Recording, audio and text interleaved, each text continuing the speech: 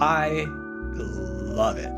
The novel is unbelievably ambitious. I read it first 15 years ago or something like that. Incredibly well written. And I loved it then. There's an immense beauty in scenes and characters. I want to describe it as depressing myself. Surprisingly depressing, and it made me feel melancholy. The author manages to hold all of these contradicting aspects of life together at the same time. I think it's the illusion of that. Sadness, the loneliness, the joy, the pleasure, the anger. The style and the magical elements give you the illusion that it's less dark than it appears. It might be my favorite book of all time, my favorite novel.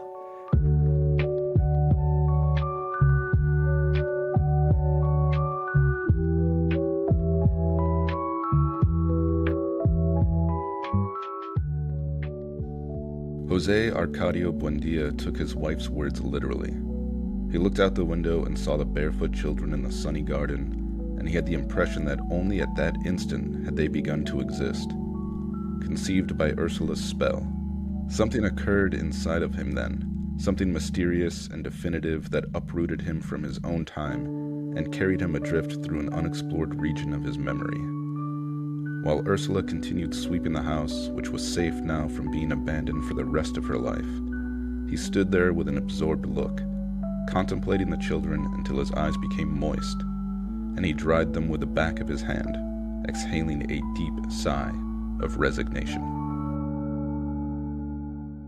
Welcome to the Books of Some Substance podcast. This is our first episode of Season 3. I'm your host, David Southard. And I'm your host, Nathan Sharp. And today, you may have guessed what we're talking about. It is everyone's favorite Latin American classic work of literature, a book that introduced Latin American fiction to much of the Northern Hemisphere. It was first published in 1967 in Buenos Aires and later won the Nobel Prize in 1982. Of course, we are talking about 100 Jaar Einsamkeit. Yes, that classic. Otherwise known as Cien Años de Soledad, or 100 Years of Solitude, by Gabriel Garcia Marquez. It's a massively popular book. Yeah. Something 50 million copies have been sold. That's bananas. We'll get to that. Yeah. The story of it getting published was interesting because Marquez was a journalist at the time and living in Mexico and had written some, but hadn't had a lot of success, and kind of had an epiphany on a car ride on a vacation with his family. It's like, all right, I know what to do. Well, I know how to write this book. And they drove home and he just worked on it, just dedicated himself to it. And they had to sell their furniture to continue to buy food. And he just pounded out this novel. And it was an instant success and just catapulted him into stardom. So let's talk about what was it like? What was the reading experience like for you, David? What was it like for you reading this book? So you mentioned that you've read this twice. I think I've read this twice. I would say I read most of it, if not all of it, once on an excruciating long bus journey from Vietnam to Laos. I remember bits and pieces, I would say. I remember scenes. It imprinted visual things in my head. Mostly it was the magical realist stuff. It was the blood traveling. It was the raining of yellow flowers. It was people being executed under trees, a lot of that. So there were bits and pieces that stuck in my head, so I kind of had an idea of what it was. And then going at this time, I would say the reading experience was one of awe, because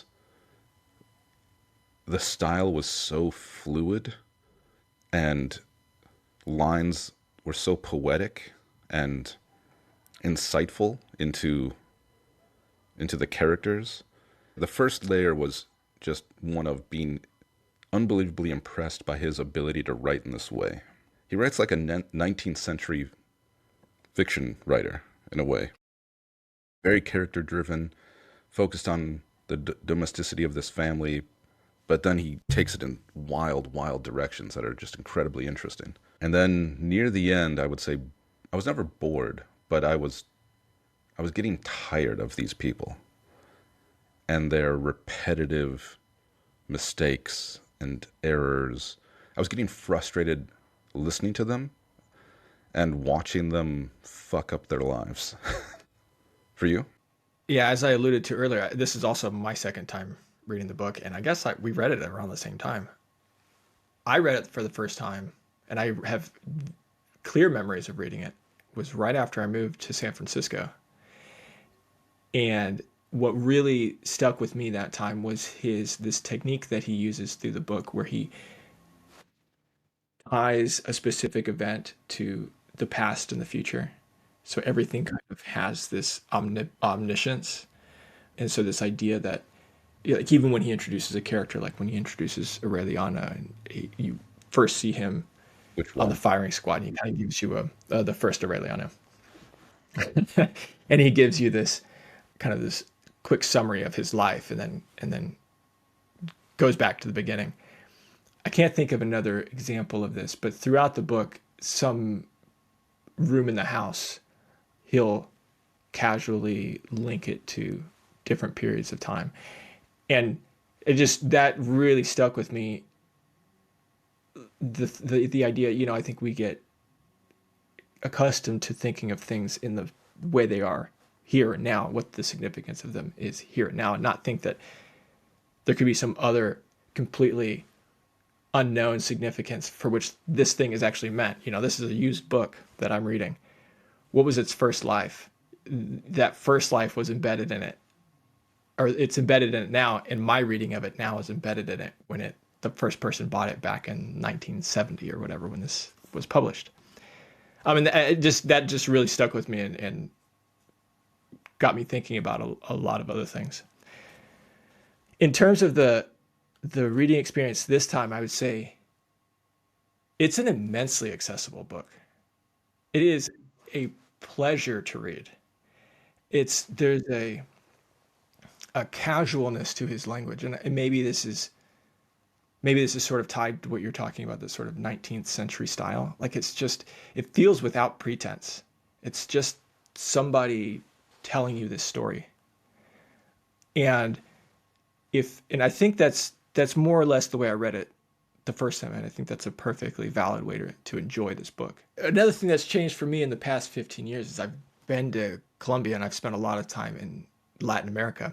And this time I actually got to read a lot of the book while I was in Colombia, while I was in the very region where Gabriel Garcia Marquez grew up, and in which the place that this book takes place, it's imaginary, this town of Macondo, but it's also very regionally specific in Colombia. There's a lot of inspiration. There's an argument to be made that it is that place. Okay. In this story, he's very deliberate, I think, about not placing it, but at the same time, there's a lot of references to this region. Okay. Which is a town on the Caribbean coast of Colombia. And so a little background information. I did some reading on Gabriel Garcia Marquez before this. He was raised by his grandparents until he was like a young boy in Aracataca, in this old house. And the old house is kind of, when he revisited after his grandparents died, and he revisited to settle the estate, that's kind of what brought back all these memories and was the first inspiration for writing this book. I got to read a passage, and this comes from, at the end of this edition, there's like a little PS, and it has some biographical stuff and some information about the novel. And there's a quote by Marquez about growing up with his grandparents and how that influenced his writing. It said, "The tone that I eventually used in 100 Years of Solitude was based on the way my grandmother used to tell stories. She told things that sounded supernatural and fantastic, but she told them with complete naturalness. What was most important was the expression she had on her face. She did not change her expression at all when telling her stories. In previous attempts to write, I tried to tell the story without believing in it. I discovered that what I had to do was believe in them myself and write them with the same expression with which my grandmother told them, with a brick face. So that kind of gets to the style that you mentioned, like that just sort of it's so natural feeling that those elements of the supernatural, the ghosts, the sort of miraculous things that happen. There's an ease with which he writes them that never feels forced. It could easily fall into like sentimentality or feel trite, these Yes. fantastical things that happen throughout the story. But I think it's like what you're talking about. They're not treated as special events. No. They may be unusual, but no more unusual than, the banana company opening up shop in town. Yeah. That's as fantastical as yellow butterflies following the mechanic around.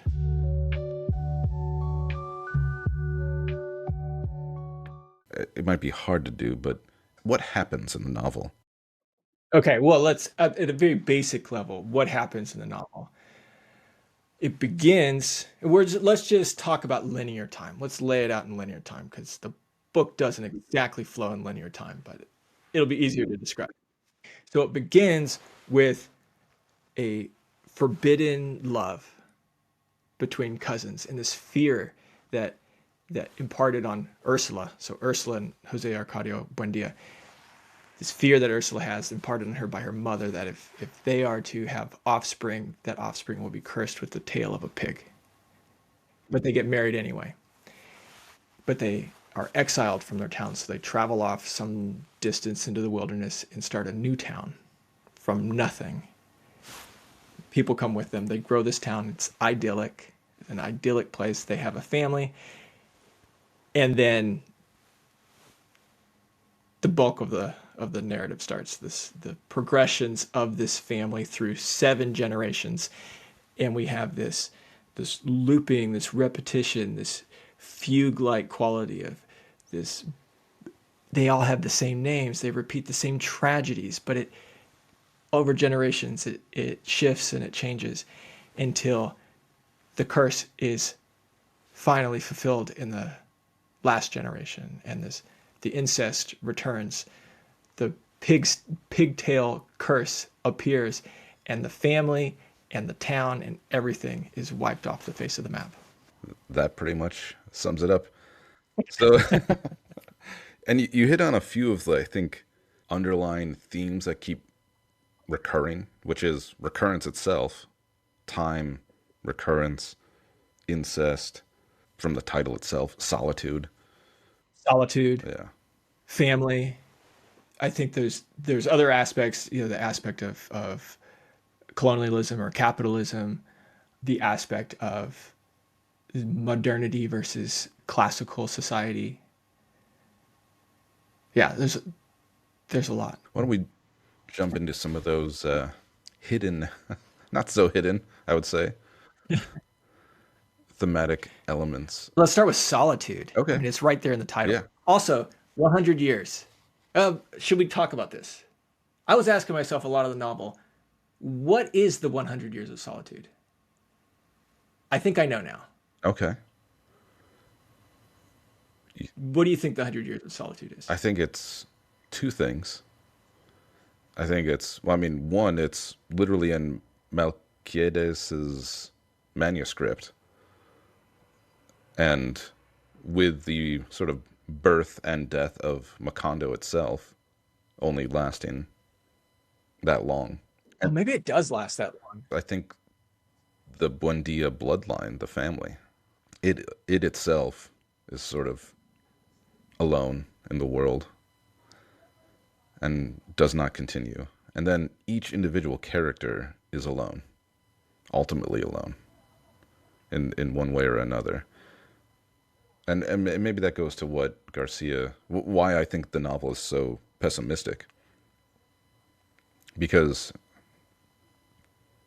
it's very fatalistic, and Hmm. it constantly reminds you that all of these characters suffer from their solitude and that it's inescapable. because that word itself repeats throughout the novel. In almost every character, there's these moments, like early on in the book. I think it's maybe the first son named Jose Arcadio when he sleeps with the drug. Pilar Tenera. What's her name? Pilar Tenera. Pilar, yeah, who seems to live almost the entire length of the novel somehow. Yeah, she and Ursula. I don't know who was older in the end, but they lasted I think almost Pilar the whole book. was the oldest. It's hard to tell because, like you said, the novel will jump. So, like, a character will die, and then they'll appear 50 pages later when that character's son or daughter story is being told, and like the father's in the background. Like, oh, okay, I guess we're kind of jumping backwards a little bit again. Or in the case of Milquiades, he literally does die, and then Yes, he comes back to life, and then he dies again, and then returns as a and then ghost his multiple ghost times. comes back. And he's one of my favorite characters, by the way. He's great. But yeah, when Jose Arcadio sleeps with Pilar for the first time, confusedly aware that he was doing something that for a very long time he had wanted to do, but that he had imagined could really never be done, not knowing what he was doing because he did not know where his feet were, or where his head was, or whose feet or whose head, and feeling that he could no longer resist the glacial rumbling of his kidneys, and the air of his intestines, and fear, and the bewildered anxiety to flee, and at the same time stay forever in that exasperated silence and that fearful solitude. So, like, he has this moment where he loses his virginity. He's wanted to do it for so long. He has, it's this wild, intense, strange moment. And yet still, he is in solitude in that moment. And that happens a lot with the characters, I would say. That even when they're with other people, even when they find love, even when they have children and families, they're always, and maybe this is true of all humans, all of us, we're alone, ultimately. So, what do you think? What do you think Marquez is? What's he communicating in this repetition of this idea of solitude? I mean, is it that what you say? Is it just this sadness that we aren't able to truly commune with somebody else, that when we get close to that it will be taken from us, or we'll only discover that we're a greater sense of solitude? I think for a lot of the characters, it certainly seems to be both a choice and, to kind of use the language of the book, a curse.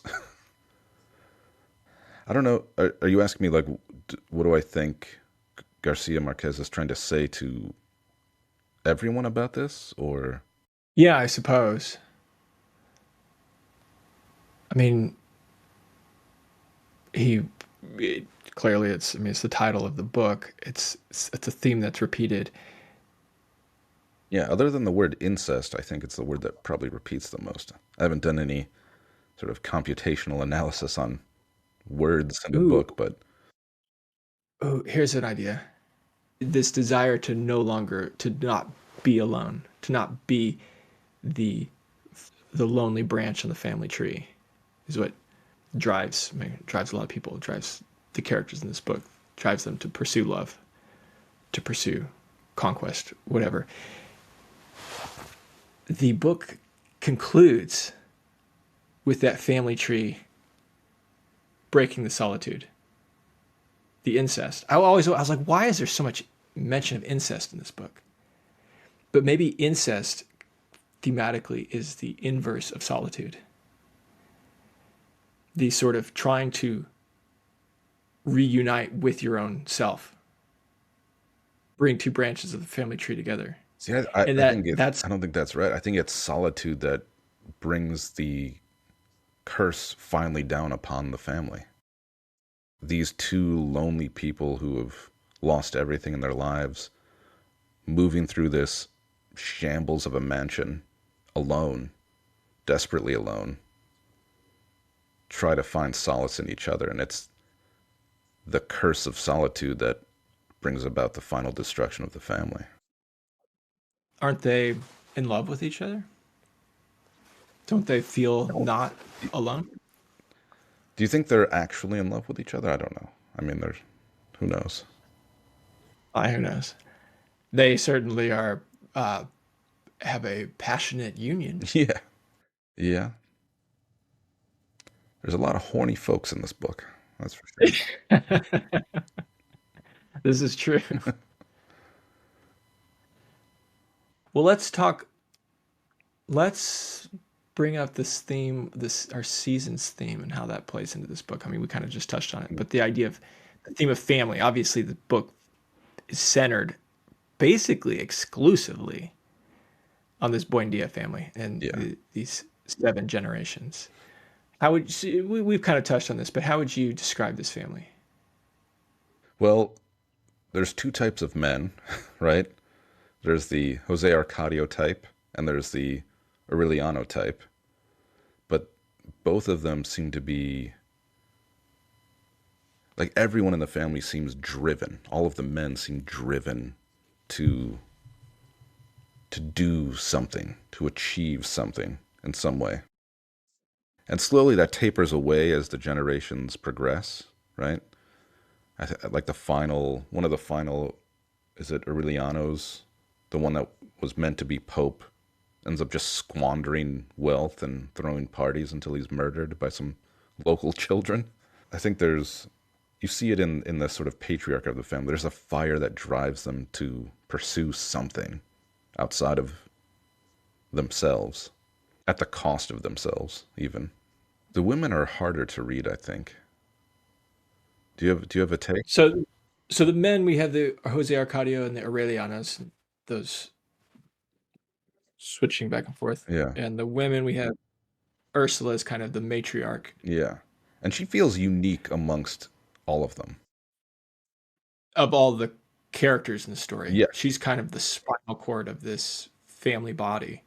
She seems to have, she keeps her wits about her. She kind of has a sense of what is real throughout the whole book and is neither excessively selfish nor excessively giving. She's kind of the glue that holds everything together. she almost feels similar to the reader in a way, Mm. because you grow to have empathy and love for these characters and kind of observe them, and maybe you're frustrated by their actions the way she is.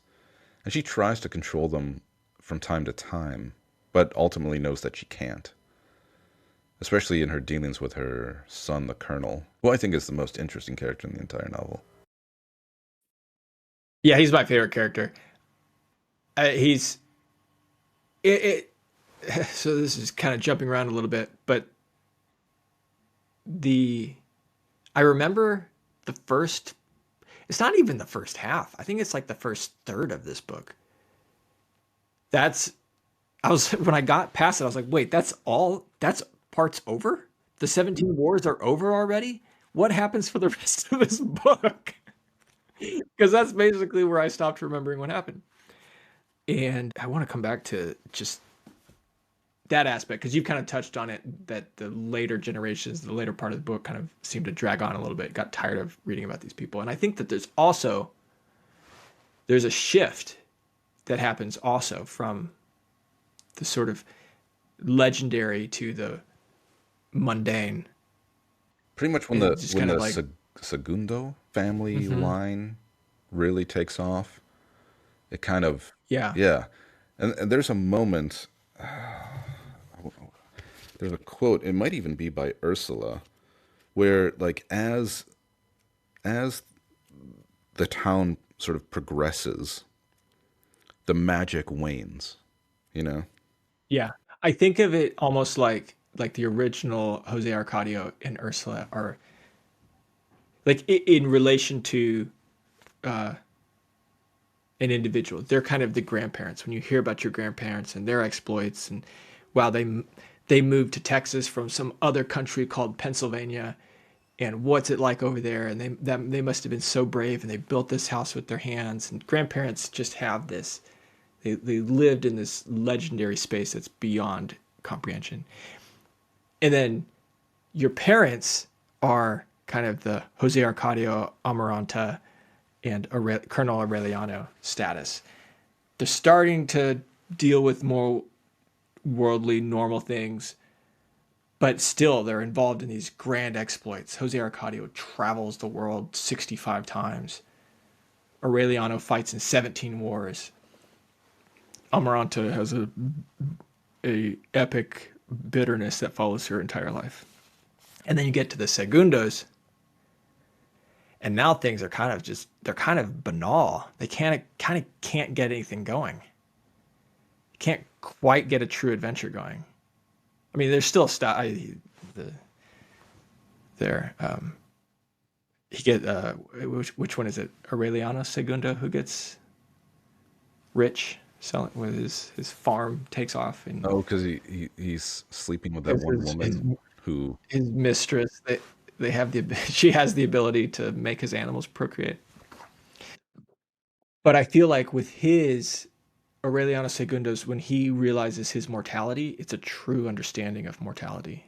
That's confronting your mortality with fear directly, as you might yourself, as opposed to thinking about you when your grandparents died. It just seems, well, it's natural that grandparents die.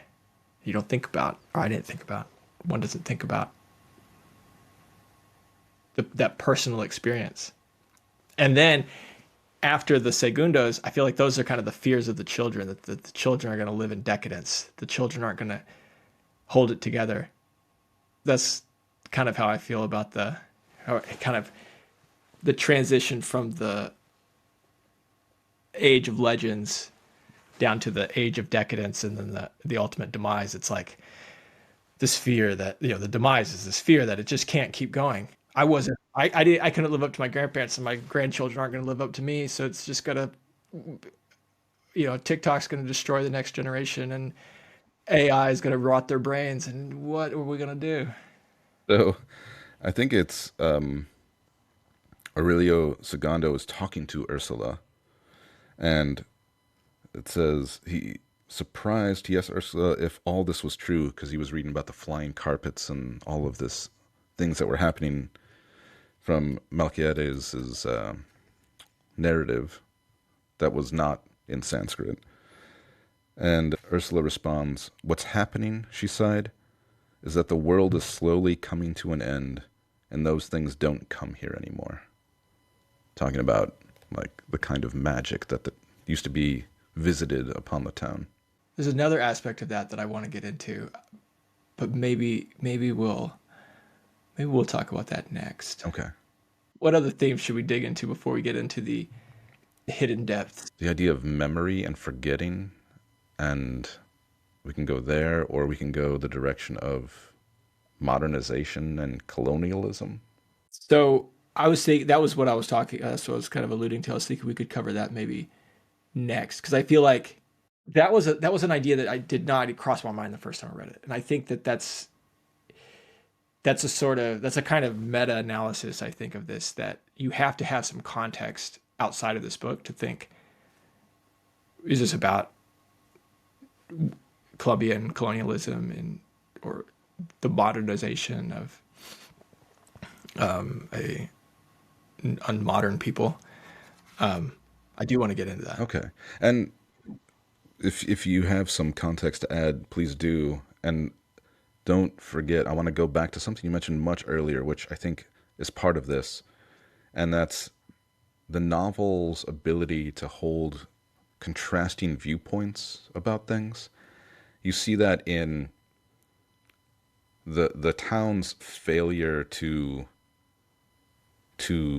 connect to the outside world, but also at the same time, when it does, it brings ruin.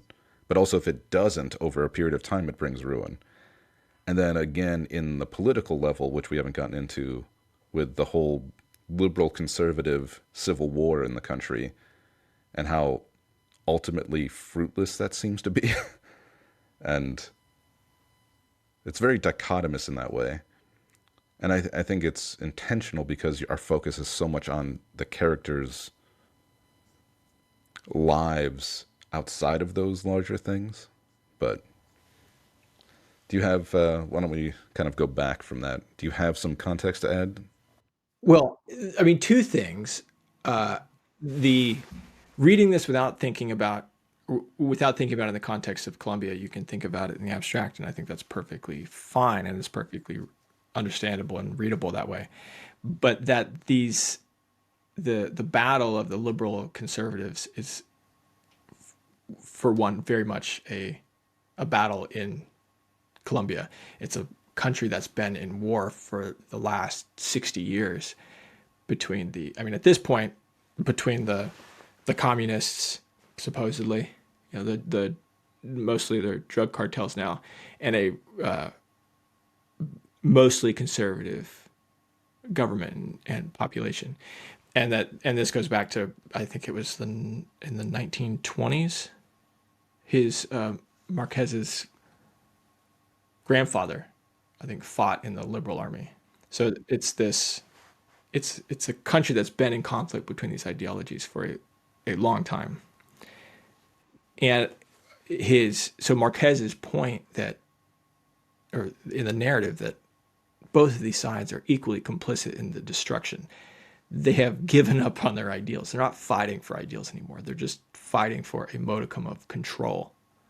And they're both committing atrocities, which I think is it's interesting that he seems to make that point very clearly in the novel. Macondo thrives the most under a conservative ruler, and Aureliano, who's fights for the liberals, eventually admits to giving up on his ideals.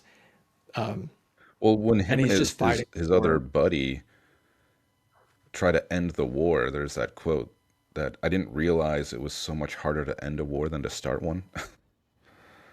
yeah, Yeah, because it's almost as if the conflict and the internal battle, it's just becomes a part of the background of the novel, and probably for a lot of people's lives that's just how it works, is something happens over and over and over again without real change.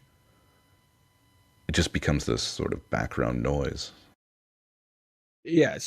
It's the environment in which life happens, and life is the story.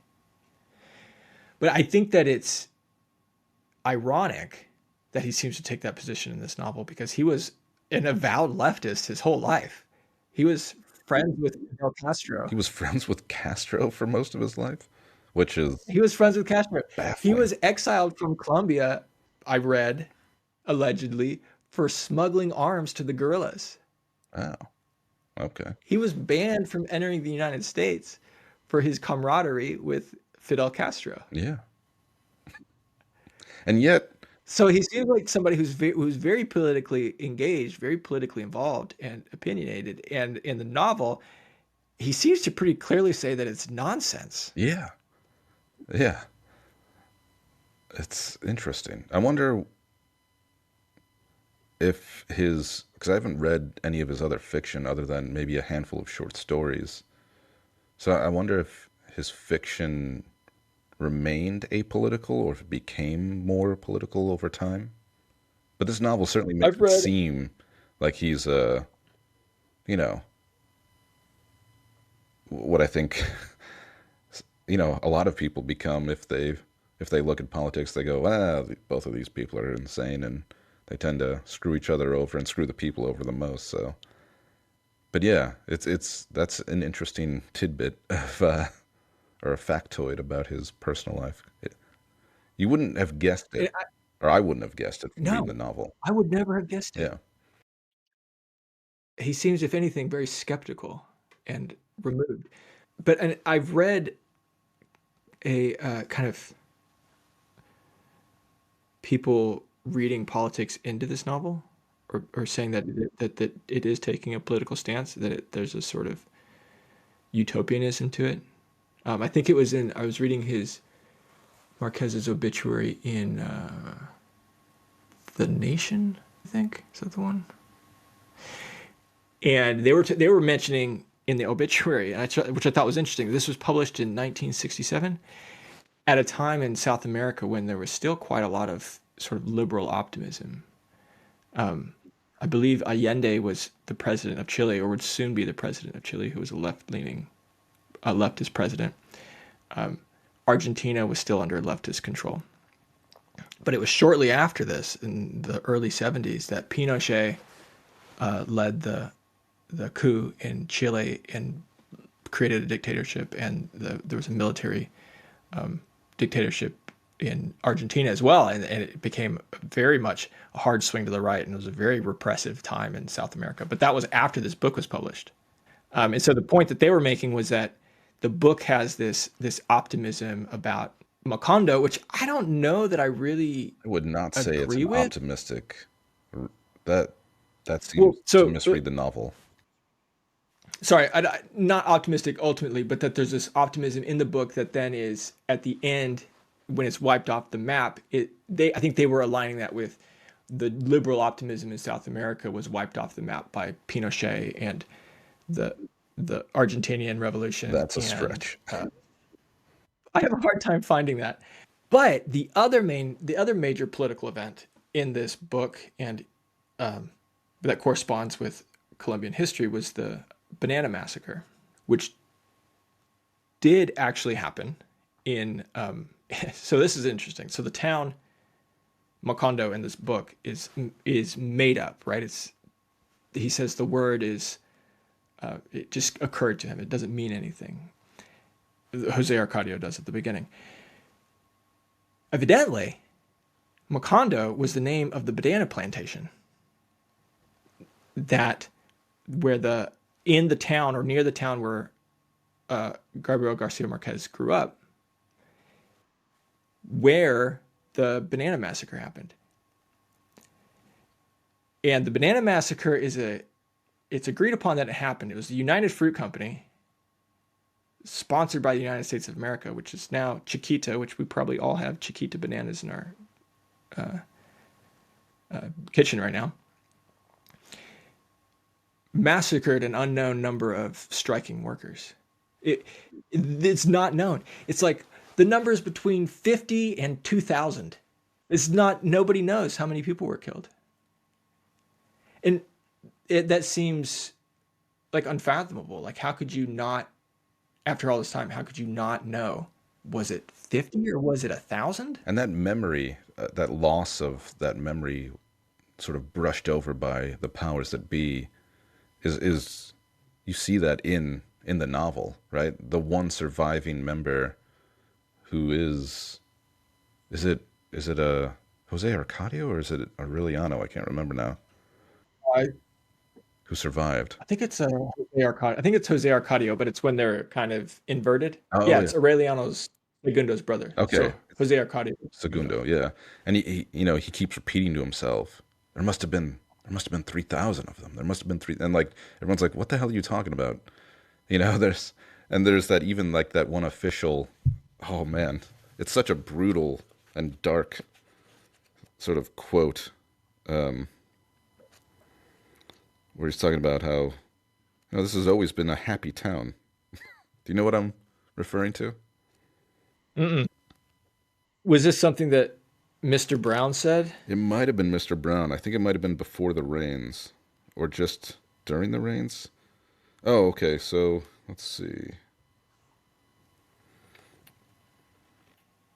Um, so this is during martial law, when martial law takes over Macondo.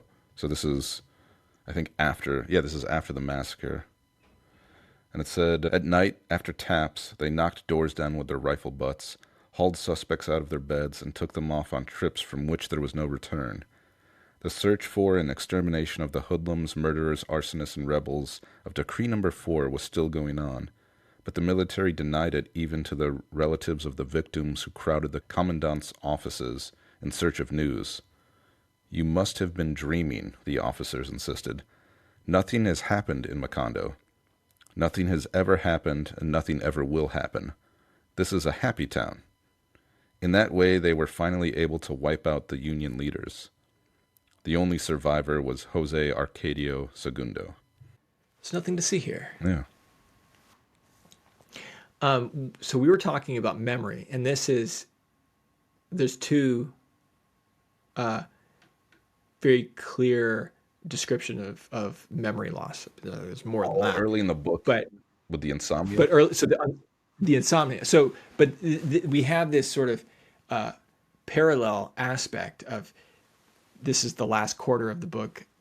There's this forced insomnia or this forced amnesia. Amnesia, okay. This this forced amnesia on the population, where it's like you did not see what you think you saw, Mm. you do not know what you think you know, and then but in the and it's this sort of it's a very a depressing, heavy feeling. And in the first quarter of the book, there's the insomnia plague, which everybody forgets, but it's this very sort of playful forgetting. Yeah. It's almost this game that people start to play. And they start They're writing like, "Oh, down the names of I everything. can't remember anything." Yeah. And they have to go and write down what things mean and what to do with things. I mean, is that a kind of how things take on a different weight as you understand them when you get older? Yeah, that could be it. Something that it could be a terrible event, but when you're young, it just seems kind of magical. It's like, well, how could you forget that? That's funny. And then you get older and you realize it's a bad thing that we don't remember that we don't remember history. But it's also, and you see it played out even in the family, like near the end, where they're like, "Oh yeah, I think there was a street named Aureliano. People used to name their children after the streets around here." And he's like, "No, my family built this village." Like, yeah. So but also even within the family, they forget their own past, and so there's this sense that like you have to hold on to those things, otherwise they will disappear. Memory is essential. I think what he does here, when I say that the novel is pessimistic, I think it's because Marquez is saying something important that to his readers, to his audience, maybe on purpose, maybe not, but the book certainly, if you read it deeper, it kind of makes you want to find those things, that this is a sort of a message that memory is an essential part. It is a necessary thing to hold. Necessary in what regard? In, I think maybe it's a cliche at this point, but those that, those that don't know history are doomed to repeat it, kind of thing. Which you see in the family's own lives. You see and literally the format of the story is Yeah. they finally commit the incest sin and they because they forgot the I mean, that's how the family the started curse. too. It's sort of closing the circle on the. Yeah. So you said it comes back to that cliche that if you don't remember history, you'll be doomed to repeat it. But there's also this sense that like the dead deserve to be remembered in some way. Mm. There's a lot of ritual around death in this, and about preserving memory, and about speaking to ghosts in order to Hmm. learn or to remember something. So we have sort of at the end of the book the reading of Malkiadis' manuscript, Mm. which is the book itself, which is a perfect memory of this town, of this book, of everything that happens in that we've just learned about in reading about Macondo is in this manuscript. Yeah. I would say it's So it's kind the of Buendia family specifically. okay. Yeah. Because Macondo is, it, and it's certainly by the end, it's much more than the family. Sure. Yeah. But our interests, Melquiades' script is about the family. So is he saying something about the importance of literature, the importance of journalism, the importance of those who write down and record what happens? I think there's something to that. But also, it's just a damn good yarn, honestly. It is a it is a good yarn.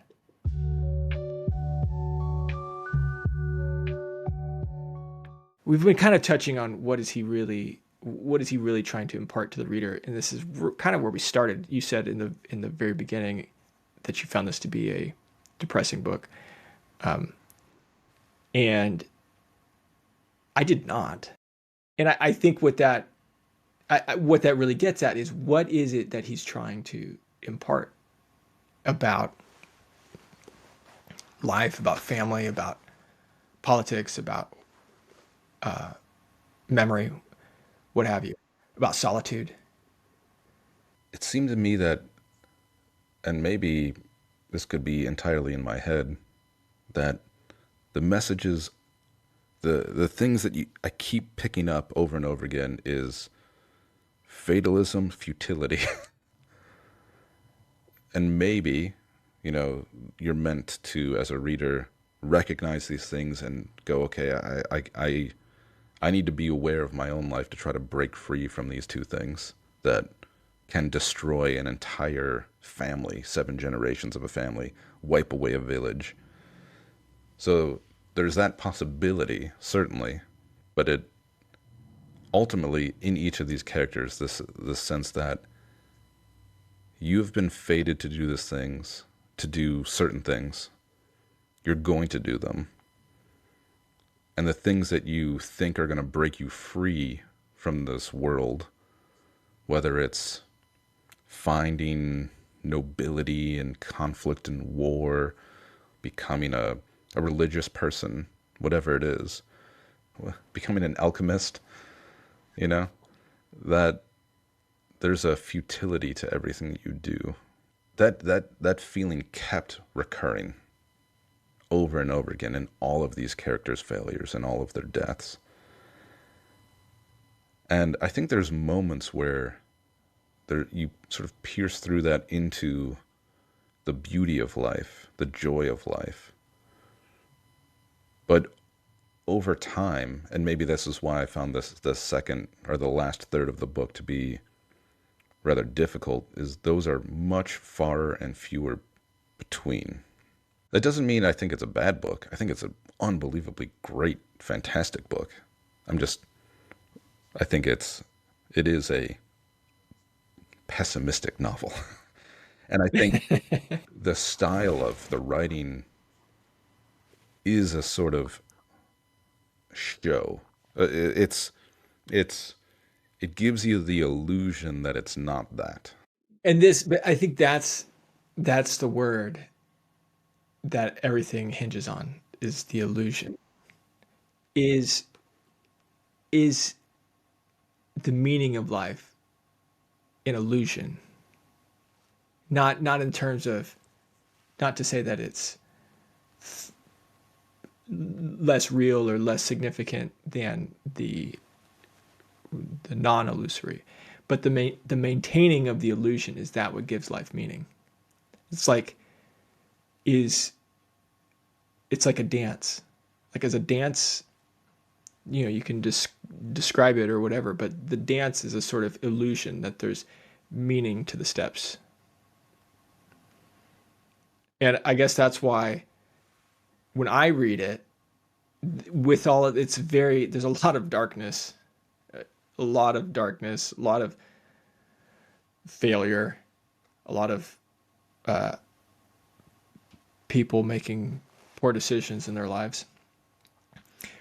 But the writing is such a dance. And so the effect is it's like watching this beautiful art unfold. And I guess I'm of the view that if there's a proper way to live, that's the proper way to live. That's the proper way to see life. It's not good events or bad events, and you want to stack up the good events to outweigh the bad events, but to reach a level of magnanimity that it's all part of a beautiful dance. That's an aspirational state of being. I'm not there. But I feel like in the novel, the author is there. He puts the reader in that place for me. So what you're saying is, if you could narrate your life the way Marquez writes, you would feel better about your existence? Yeah. Wouldn't we all? Isn't that what we want a biographer who can write about us in this Yeah. like this? I think, and so in a way, it's it's similar, but not explicitly in your face the way Henry Miller's approach to life is.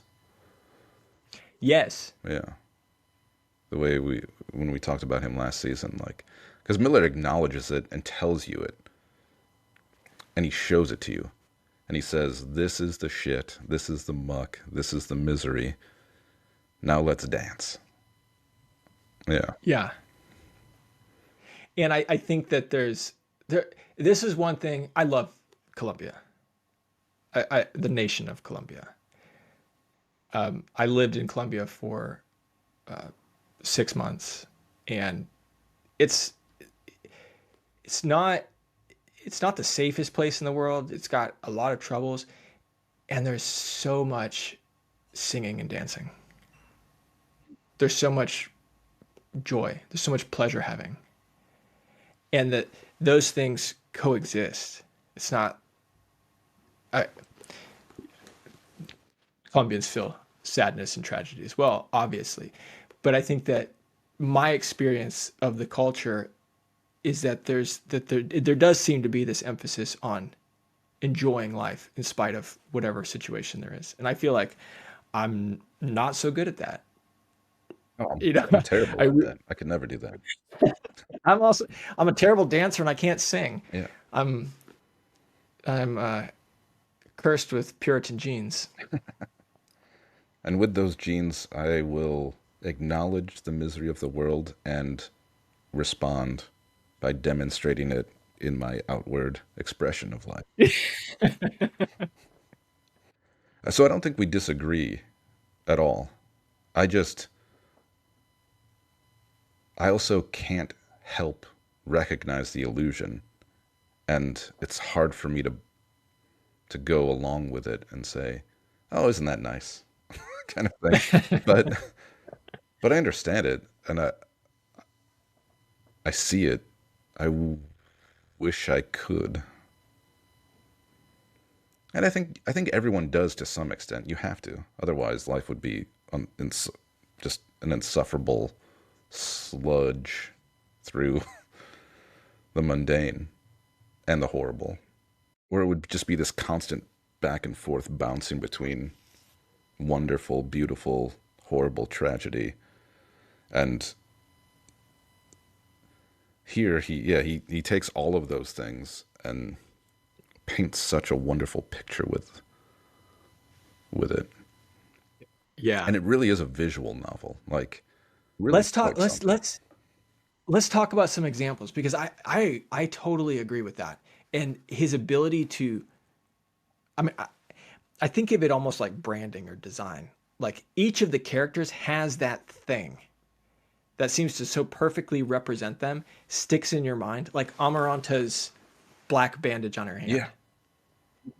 Or, you know, the yellow butterflies around the mechanic who fly around the mechanic. Or Marquez's crow-winged hat. Yeah.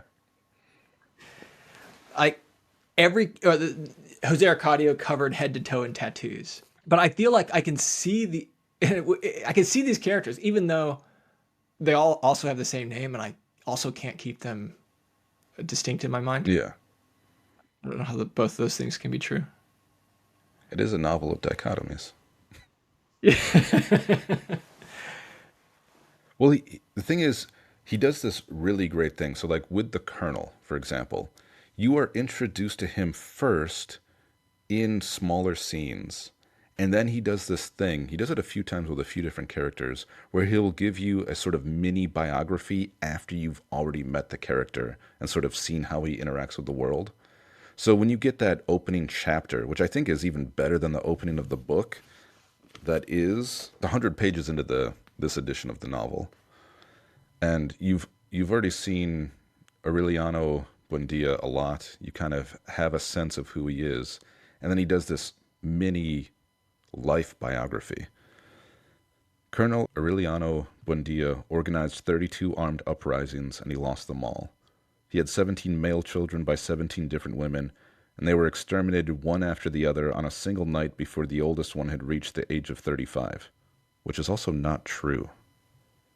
Was it all one night? I thought there were a couple of survivors that were killed later. There were definitely a couple of survivors. There was, Right? yeah, they weren't all killed. Okay, interesting. I didn't think about it until just now. Yes. Okay. He survived 14 attempts on his life, 73 ambushes, and a firing squad. He lived through a dose of strychnine in his coffee that was enough to kill a horse. He refused the Order of Merit, which the President of the Republic awarded him. He rose to be Commander-in-Chief of the Revolutionary Forces, with jurisdiction and command from one border to the other, and the man most feared by the government, but he never let himself be photographed. Is that true? Wasn't he in the daguerreotype? Standing between the two girls? He was. This is very interesting. Okay. Unreliable narrative. Yeah. What's happening right now? Okay. Anyway, he declined the lifetime pension offered him after the war, and until old age, he made his living from the little gold fishes that he manufactured in the workshop in Macondo. Although he always fought at the head of his men, the only wound that he received was the one he gave himself after signing the Treaty of Neerlandia, which put an end to almost 20 years of civil war. He shot himself in the chest with a pistol, and the bullet came out through his back without damaging any vital organ.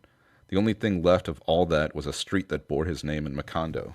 And yet, as he declared a few years before he died of old age, he had not expected any of that on the dawn he left with his 21 men to join the forces of General Victorio Medina. So it kind of gives you all of his life in the middle of the book, and it hints at some of those things earlier, and then you see some of those scenes play out later. But he's just so good at capturing characters and giving them unique, like you said, even though they have the same name, unique life stories. They're also iconic. I mean, just like their stories, they kind of are like statues in the courtyard. Their edges are so clearly defined. Yeah, like that would be a plaque underneath the statue, Yeah. right there. Yeah. And you would get a sense of that man like instantly. Like, oh wow, that's a wild guy. And yet at the same time, it's the same guy who wrote romantic poetry but refused to show to anyone. Yeah. I don't know what to make of those two clearly false statements in that little biography. One, do you think it was intentional? Two, does it matter or does it No. change your perception of anything? No, it doesn't matter. And I think that goes to a point you made about not keeping some of the characters aligned. Like I remember in my first reading experience having difficulty with that and being frustrated by it. And this time early on, like you said, once the first like chunk of the family disappears after like 100 pages, and you start getting introduced to more characters with the same name, I no longer cared which one was having the experience, because I felt like as long as I'm understanding the experience, I'm getting something. And who it's happening to is almost irrelevant. This aspect of that you're talking about, as the reading experience, these characters kind of blur together, the names repeat, and you said, I mean, what you made me think of is it's almost like you're reading the same character, because you don't bother to differentiate between the Jose Arcadios. It is a Jose Arcadio, so it might as well be the Jose Arcadio. Is he saying something about families, about, I mean, it kind of fate plays into this too. And there was a certain time in my life. Well, I guess there was a certain time in my life where I felt I was carrying my father's curses. I felt like that was very clear. As a child, I was burdened with my father's curses. I had my father's temper specifically. Yeah, everybody told me that. Actually. So I was very keenly aware of that, that's where I got that from. And then there was a period of my life where I thought, no, I'm free.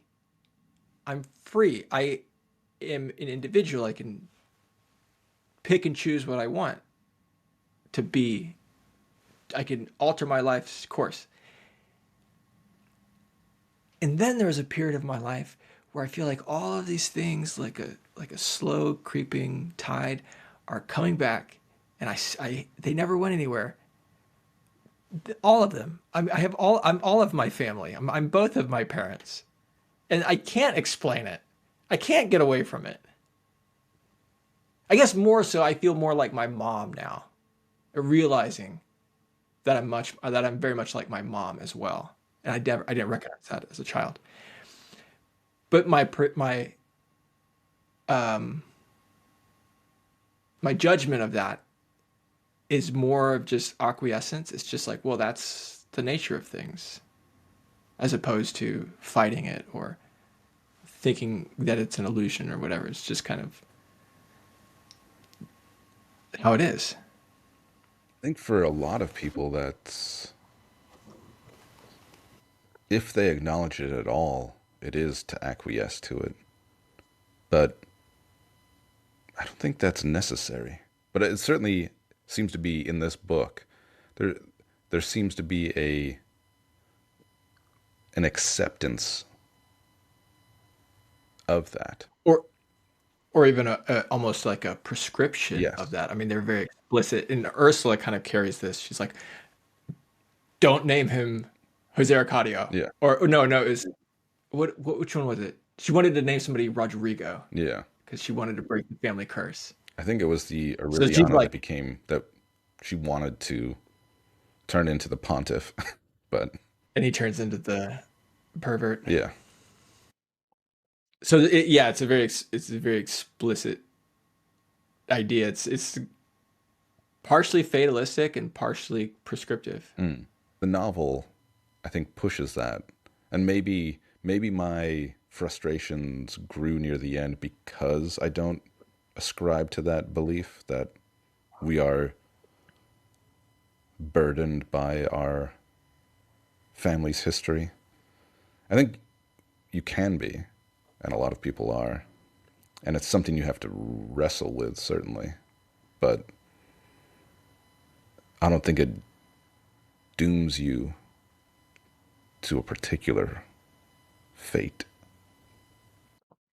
Yeah, I would agree with you. I think, and I didn't mean that I felt burdened by it so much, but just that I think it is a burden in some way to feel like you're stuck with these things you never asked for. But that's life. But that, yeah, I mean, but maybe this comes back to our, is the illusion real or is the real an illusion? Because to accept these characteristics or to see like, oh, okay, well, that's, surprise, surprise, I have that in common with my mother or my father, and not to see that as a burden so much, but just that is one of that's part of the tapestry of my existence, and to live and authentically and respond authentically to the world, to not deny that or dismiss it or fight against that, but use it. That's kind of what I meant. It's like, it's not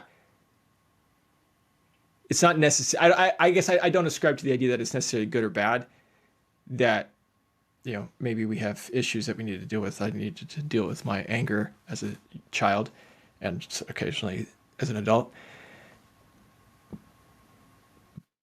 But that's rooted in something that is neither good nor bad.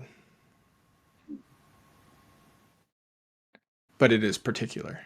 I think, if anything, the novel's saying that this is a bad thing, that these people never really try to break free from it. I just realized there's another topic that I want to get to, but Do you think that he's passing judgment on, let's say, on this family or on a culture that can't get out of its own cycles? Yeah, I do. It's not to say that he doesn't have tenderness towards them at all, Hmm. but it certainly is when you see the end and the hurricane sort of wipes it away, there's a bit of a judgment, a godlike judgment, an Old Testament godlike judgment. Yeah, yeah, yeah. Yeah, which fits with, I think it was you that mentions that, you know, I mean, Arcadio, the name itself, kind of hints at, and the novel's sort of structure hints at a sort of Genesis-like story of this town, this Eden, slowly being corrupted. And I guess the question is like, if on the one hand you say it's a judgment, that judgment is passed. Another way to read it is simply that this is life, that there's no escaping death, there's no escaping solitude, there's no escaping destruction. That's just the way it is. There's no judgment to be passed. Like, yes, God, people do die in solitude, and that's neither good nor bad. Yes, God does pass judgment in terms of destruction. A hurricane will come and destroy this town, but that's neither good nor bad. That's just life. That's just the way it is. Because I think where I struggle with that case, the case of judgment, is that there's not an alternative. That's I true. think That's true. when it There's nothing. when There's an no alternative when an author wants to, presented. Yeah, yeah. I mean, I'm trying to think of I like we guess you have get a other hint of it characters. in Melquiades, but he's not the family. Right. It is. It's so insular that it's hard to say. Yeah. So yeah, I think you're actually probably right. The judgment's probably my own. That's that's me reading into it. Yeah. Okay. So, final topic. Okay. You mentioned Malkiades. You mentioned Genesis and a slow fall from grace. And you brought up early in the episode the idea of modernism and encroaching modernism. So we have this struck me very much reading it this time. We have this kind of idyllic frontier town. They everybody no there's no death. Nobody's died. They have no cemetery because nobody's died. They're making things up as they go along. Things don't have names, so they're making them up. Mm. Everybody lives the same distance from or is it the same distance from the river? They get the same amount of Yeah, sunshine. yeah, It's yeah. just this kind of idyllic utopia that they've established here. And they can create it on their own. They've escaped their past, they've escaped their curses, they've escaped their families, Well, and they're beautiful. Well, they think they have. they think they have. So in this idyllic sort of Eden, like you say, the gypsies come. Malkias comes, and he offers them knowledge. He offers them the wonders of But material progress. okay, let me disrupt that by saying the town was idyllic even when the gypsies came, because the gypsies continued to come, and the town remained idyllic. It wasn't until, and again, if you want to go back to Genesis, it wasn't until Ursula, our Eve, finally brought the outside world into Macondo, because her husband couldn't do it. He tried and failed. He never found the route, but she did when she went to look for her son. And when she returned, she brought Oh, the village back nearby.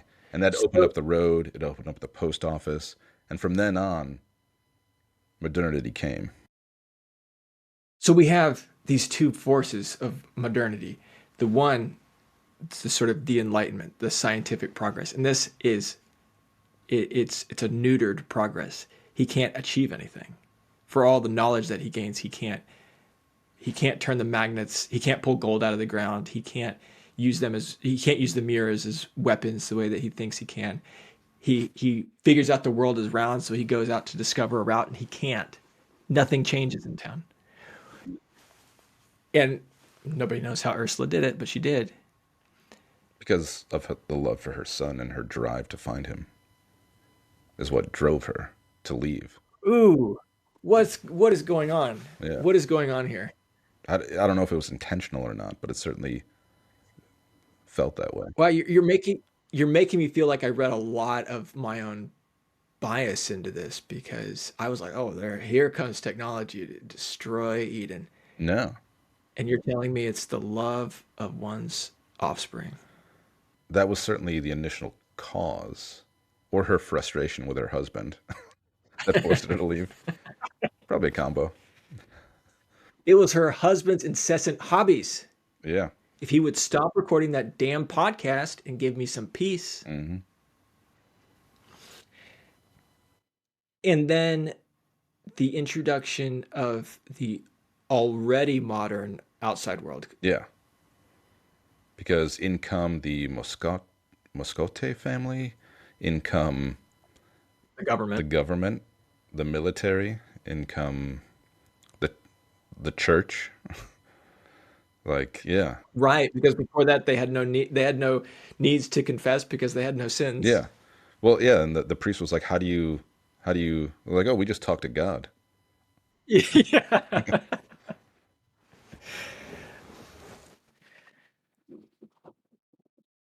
So do you think is he saying something here, or am I looking too hard for a meaning? If anything, he's saying that it's inevitable. Because Melchiades' tribe was wiped off the face of the earth because they had gone beyond the limits of human knowledge. And so the people that return, they don't have that magic. They don't have that connection. They're not striving to find. They're just like circus performers, essentially. Yeah, it's just a spectacle at that point. Yeah.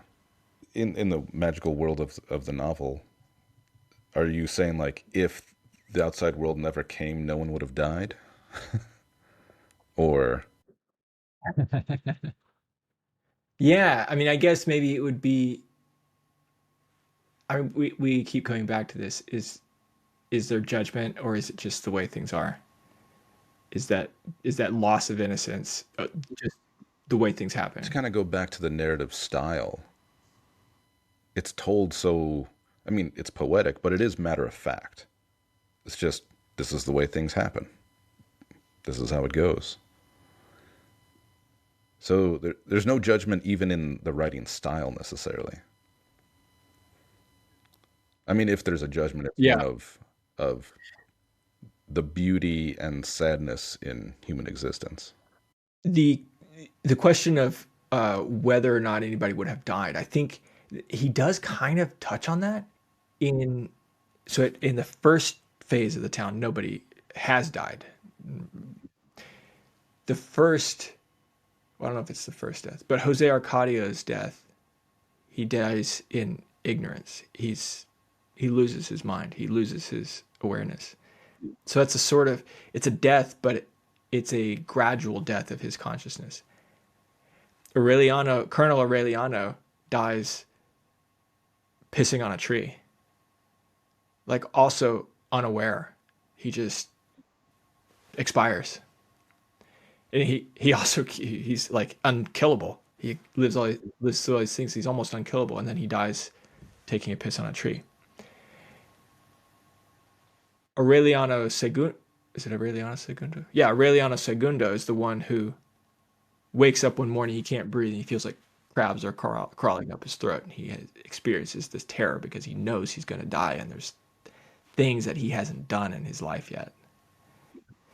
And for me, reading it, that was the first real human death because you die before you die. You die with your awareness.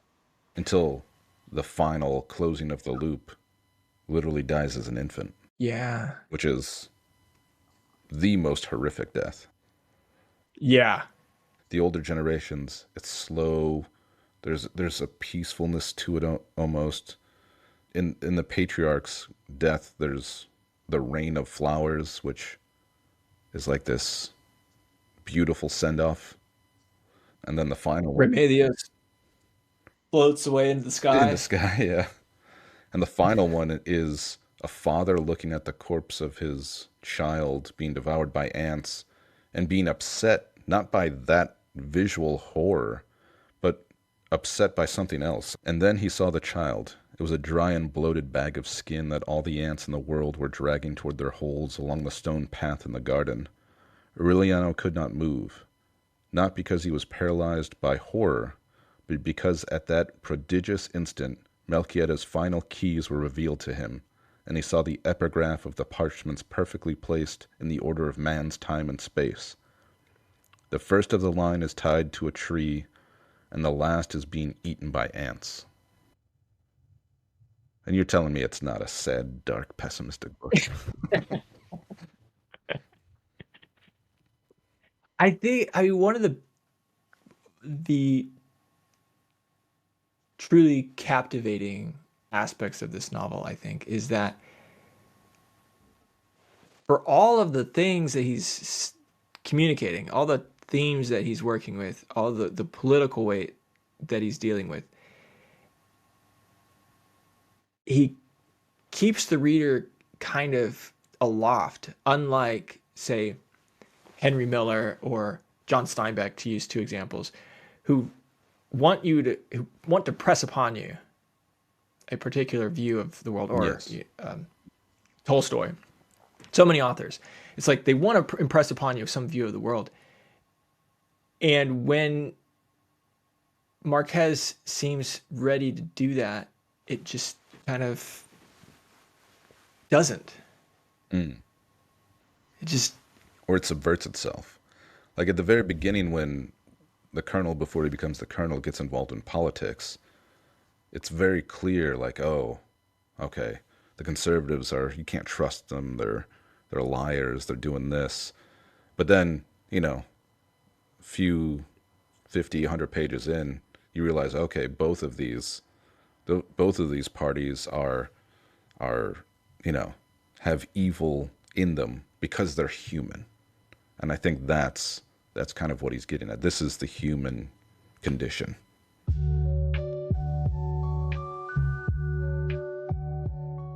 I think everybody should read this book, to be honest. It's one of the few books that I would recommend. Well, if you're very sensitive about incest and provocative sexual situations, maybe this book isn't for you. But for everybody else, I think it's an immensely readable book. I think it is entertaining, enjoyable, and rich and deep and beautiful.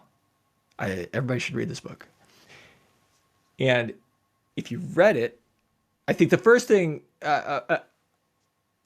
I would reach for is Borges, Jorge Luis Borges, like in terms of that magical, that Latin American magical realism. Borges is obviously one of a favorite of the podcast, and his writing's a little bit more esoteric, a little bit more a little bit less accessible, Yeah. a little bit more intellectual, but there's a similar kind of levity, playfulness, and magic in his writings that I would definitely recommend. Okay. Another one that I've read, and I came across this reading about this book, and it's a book that I've read, but it's been a little while, is Absalom, Absalom by Faulkner. Evidently, Marquez himself was a huge fan of Faulkner and considered him a major influence.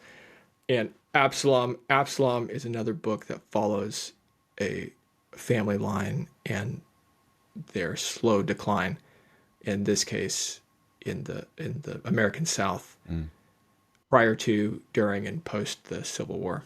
On that same note, there's a Korean novel, and I have to get the writer's name correct, but the novel, I think it's just called Whale, and it's also a sort of family saga, has some magical realism post-Korean War by Chun Myung-gwan.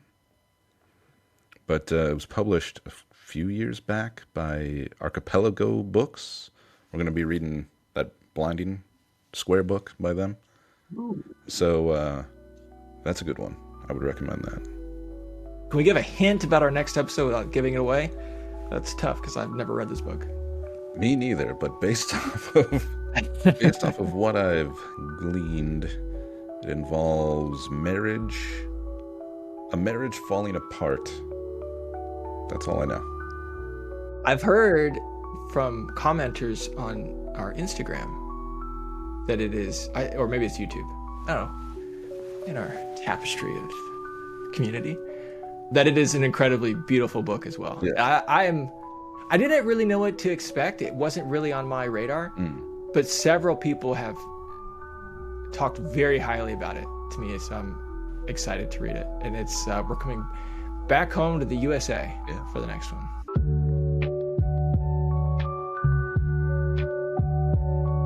Thanks for listening to this episode on 100 Years of Solitude by Gabriel Garcia Marquez. We hope you enjoyed the episode. We hope you enjoyed reading the book. And if you did, please remember to like and subscribe. It really helps the podcast. It really helps spread the word, spread the love of reading to other people. And leave us a review. We'd love to hear what you think. We'd like to extend a special thank you to Amanda in North Carolina for supporting the podcast. If you'd like to support the podcast, go to booksofsomesubstance.com where you can make a donation or you can buy some merchandise, or if you purchase your books through our bookshop link on our website, that helps us a little bit too. So we really appreciate you, and happy reading. We'll see you next time. Sorry, I'm suddenly confused about where we are. Earth.